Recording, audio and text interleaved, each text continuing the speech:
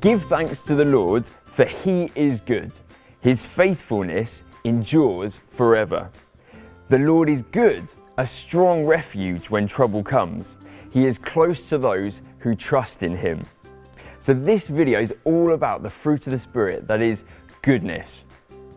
As with all the other fruit, the source is God. So we're going to start with him. Ultimately, God is good. That's it. His goodness starts within himself. It's his very nature. He is good. And he acts according to his nature. He acts according to his goodness. So out of his goodness, we experience things. Good things result from a good God. So we hear he is a strong refuge for us when we're in trouble. That is a result of his goodness. We hear that he is always close to those who trust him. That is because of his goodness. So God is good. It is his nature. And Jesus, in the same way, because he's God, is good. It is his nature. Jesus says this in Matthew 12, and this is where it comes on to us. A tree is identified by its fruit. If a tree is good, its fruit will be good. If a tree is bad, its fruit will be bad. So the quality of the fruit of a tree is dependent on the quality or the nature of the tree. And later on in the Gospels, Jesus says this, I am the vine, I am the tree, and you are the branches. And he implores us as his disciples to remain in him, because then we are rooted and nourished by Jesus. So with Jesus as our tree, our source, the quality of the tree is impeccable. And that means that our fruit is then good.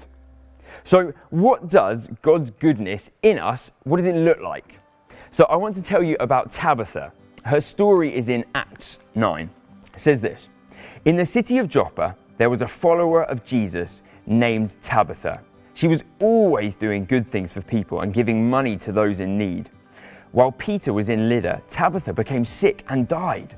They washed her body and put it in an upstairs room. The followers in Joppa heard that Peter was in Lydda, which was not far away. So they sent 2 men who begged him, hurry, Peter, please come quickly. Peter got ready and went with them. When he arrived, they took him to the upstairs room. All the widows stood around him. They were crying and showing him the coats and other clothes that Tabitha had made during her time with them.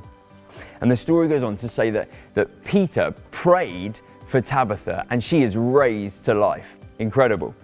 So what can we learn about goodness from Tabitha? Because that's what we hear about her. She is good. Firstly, she is a follower of Jesus. It's actually the first thing that we hear about her. We don't hear that she's married. We don't hear that she has a job. We don't hear where she lives. We hear that she is a follower of Jesus. So everything in her life is rooted in Jesus. You remember what Jesus said about him being the tree and us being the branches? This is the case for Tabitha. So Jesus is good, and Tabitha's fruit is then good because of it. Secondly, she helped poor people with finances. She made clothes for those who needed them, and she looked after widows. These 3 things. It's quite simple, really. She sees a need, and she allows the goodness of God to work through her and transform her response to these people. It's so simple, and that's such a challenge to us. What are the needs of the people around you? It's the place to start with goodness. What are those needs? Thirdly, she had a huge impact on the people she knew. The people were so appreciative. Do you remember in the story when Peter comes into the room, all these ladies just come around him and they're showing him their clothes that she has made, talking about how good she is. It's incredible the impact that she has had on them.